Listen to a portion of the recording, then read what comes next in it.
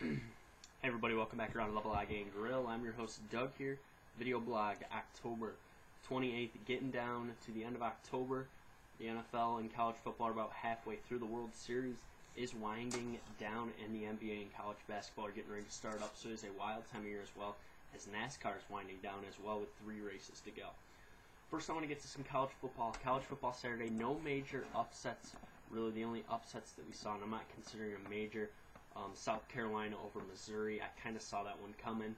And the other one was Oklahoma over Texas Tech, but that was a 15 over a 10, so that's not really an upset. Pretty much everything went chalk this week. At the top, Alabama stayed consistent with an impressive 45-10 win over Tennessee. That defense really showing up once again. Florida State takes care of business against NC State. Jameis Winston continues to put up Heisman-like numbers. He had the Seminoles up 35-0 at the half. They cruised to a 49-17 win. And Oregon starts off slow against UCLA, but when the game was tied at 14, Oregon closes the game with 28 unanswered points to win that one 42-14. They just continue to beat very good teams by very high margins. I was thinking about this, what the best possible matchup is for the national championship, and I don't even think it's any matchup with Alabama in it.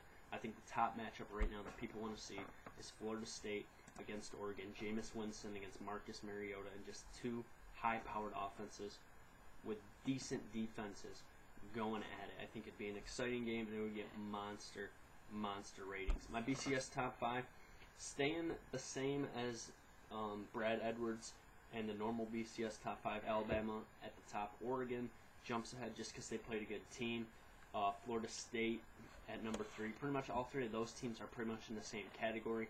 Ohio State at number 4, and Stanford in at number 5 in my BCS top 5. I think Stanford could, if Stanford can beat Oregon in a couple weeks, they could jump an unbeaten Ohio State team for sure and get up into the top 3. Alright, Wednesday I'll come back with my Heisman top 3, and let me tell you, it has shifted from what it was 2 weeks ago. Alright, now it's time for the fastest 2 minutes of the week. Time for Around the Shield, and we'll start in Denver. Denver comes into the game trying to rebound from the big loss in Indianapolis. Peyton Manning plays a good game, does throw a couple picks, but Denver's too much for Washington as Denver wins 45-21. Larry Fitzgerald has a big game along with Carson Palmer. Atlanta continues to struggle on offense. Arizona wins 27-13. Andy Dalton throws for 5 touchdown passes. Marvin Jones catches 4. Geno Smith turns it over and the Bengals win 49-9. Terrell Pryor breaks off the longest run by a quarterback in NFL history as he goes 92 yards. Oakland beats Pittsburgh 21-18. Detroit on a questionable play late. Matthew Stafford a quarterback sneak after Calvin Johnson reels in over 350 yards receiving on 14 catches. Detroit rallies to win 31-30. Kansas City once again plays well. They continue to have the best record in the NFL. Kansas City beats the Browns 23-17. They move to 8-0. New England starts off slow against Tom Brady, not great in this game. Stephen Ridley has a rushing touchdown as New England wins 27-17. Drew Brees throws for 5 TD passes. Thad Lewis turns the ball over twice in the first quarter, and the Saints beat the Bills 35-17. The Giants don't get in the end zone, but 5 field goals from Josh Brown gives them the win over Michael Vick, who goes down with an injury, and Matt Barkley. The Giants beat the Eagles 15-7. San Francisco and Jacksonville in London. San Francisco, Colin Kaepernick gets back to running the ball as well as passing the ball. San Francisco wins 42-10. And the Thursday night game was Carolina and Tampa Bay. Cam Newton has another great game as they beat the struggling Tampa Bay Bucks 31-13. And the Sunday night game, Green Bay and Minnesota. Green Bay takes care of business after Cordell Patterson returns a 109-yard opening game kickoff for a touchdown. Green Bay behind Aaron Rodgers wins 44-31. And we have our Monday night game that we'll pick later. That's Seattle against St. Louis. We'll talk about that in a minute. But first I want to get to Dez Bryant and his antics yesterday. Dez Bryant all week was talking about how he was going to tear apart the Lions. He's the best receiver in the league. He's better than Calvin Johnson. Well, Dez Bryant did catch 2 catches for 2 touchdowns, but Calvin Johnson just showed up, didn't say anything during the week, and made it happen. We saw Dez Bryant getting into it on the sidelines with Romo and some of the other offensive players. Not looking good for Dez Bryant, not looking good for the Cowboys as they really struggle to find leadership on this team. One team that's seen leadership and seen their quarterback play great the past 2 weeks is the Cincinnati Bengals. Andy Dalton is really starting to be able to throw the ball deep down the field. Everybody says he cannot win a playoff game because he cannot throw for over 300 yards. He's thrown for over 300 yards in 2 consecutive weeks. He's thrown a lot of deep balls. I believe he has 9 touchdowns in his last 2 games. He is on a roll right now, and the Bengals have an important game coming up in, I think, next week. They have a big game. Let's see who they got. Cincinnati next week will take on the Miami Dolphins. That will be the Thursday night game. So that should be a good one to check out, as well as you can see Andy Dalton and all his weapons around him. All right, trade deadline is this week as well. I don't really think any trades are going to get done. Some people are saying a wide receiver might go to the Patriots. I think the Patriots system's too complex.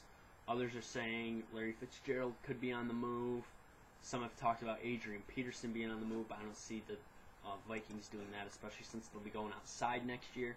In the cold, you have to have a good running game. I think you have to keep Adrian Peterson around as well.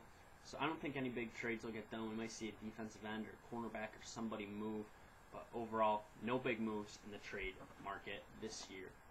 And my Monday night pick, I believe Seattle is a 12. I think they're a 12.5 point favorite coming into tonight right now. A 12.5 point favorite. I think they'll cover the points. They'll take the win. Russell Wilson will have a big game passing the ball. And Kellen Clemens is really going to struggle against this nasty Seahawks defense. Alright, so that's my NFL and my college. Now it's time to get to the World Series, tied up at 2 games apiece. And this has been a very odd series, factored in by errors after mental errors. And really, let's just go to each game and we'll take a look at each of the mental mistakes. We saw in the first game Pete Kozma not field the ball, not look the ball into his glove at second base. That caused the Red Sox to win. Then in game 2, we saw Craig Breslow make a unnecessary throw to third base to try to get somebody out, throws it into left field, and the run comes around to score that gave him the lead and the win in that one. Game 3, we saw the odd obstruction call, Will Middlebrooks tripping Alan Craig after Yadier Molina tries to throw, or not Yadier, after Saltalamacchia tries to throw Alan Craig out at third. He throws it wide. Middlebrooks kind of trips him, and I think the umpires made a good call. This series has been very well officiated, and really, the umpires are making the right calls. I think that rule will be looked at, but we do see Middlebrooks kick his legs up when he goes to run by him. That's obstruction. Intent or not, it doesn't matter.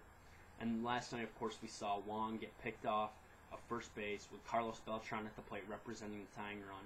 I mean, that's just unacceptable. The first base coach needs to take responsibility, and that runner needs to take responsibility. And I doubt we'll see that runner get back into a game in this World Series the rest of the way it goes. I mean, because you don't need a stolen base at that time. The only reason they really brought him in is because Alan Craig still having problems with his feet, so that's why they brought him in. The other big storyline has to be David Ortiz. David Ortiz 3 for 3 last night. He's now 8 for 11 in the series, and I think they still need to go after him.